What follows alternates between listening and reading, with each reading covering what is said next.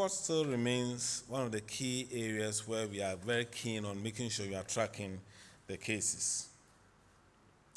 We have so far tested about 86,768 since the airport was reopened on the 1st of September.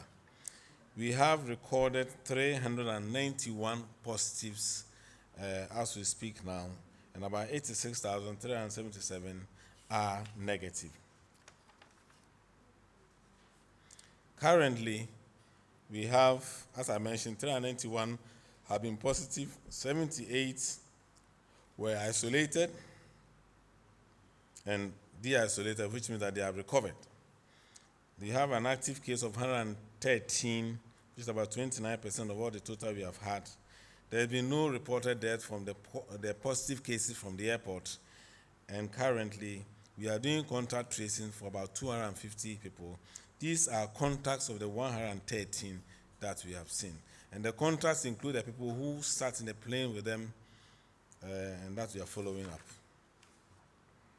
But because we triage them before they go home, and I make sure they are going home to be able to isolate, we do not have any challenge of having to follow other people that they've gone home to save. And then we see that there's a breach of the isolation. Of this, we have about nearly 45% of the people who have tested positive are Ghanaians, 212 are non-Ghanaians, as we see in the slide. The positivity rate for the airport continues to rise because they are coming from, we're having a surge in Europe and America, and that's where a significant number of people are coming from. So it's also showing that it is, and so that tells us that the intervention there has been very successful, because 391 cases in this country could have been spiked a lot.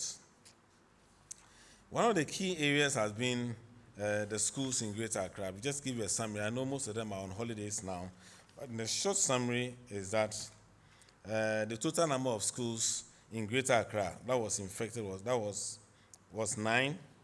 We had about 148 confirmed cases in the schools. The total recoveries are 132. Currently, we have only 16 of them who are active that we are being followed until we de-isolate them when they have done the 14 days or 2 days after presenting no clinical condition.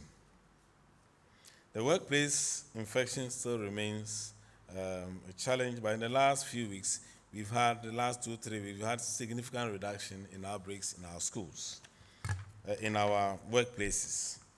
We have so far recorded about 659 cases that can be said to be a workplace-related infection, and that's quite significant. That is since October to date. And so that's why in the last few weeks we've been talking about improving workplace arrangement. But we have seen that there's a reduction in numbers coming there, so we believe that they are also taking heed to the cases that we are talking about. With all that, we have 4 active cases left. What means is that these were the early stages. In the last few weeks, a lot of them have recovered, and we are not getting new cases from the workplace. So we want to congratulate the workplace people for taking the heed to this, and I think it's also helping us a lot.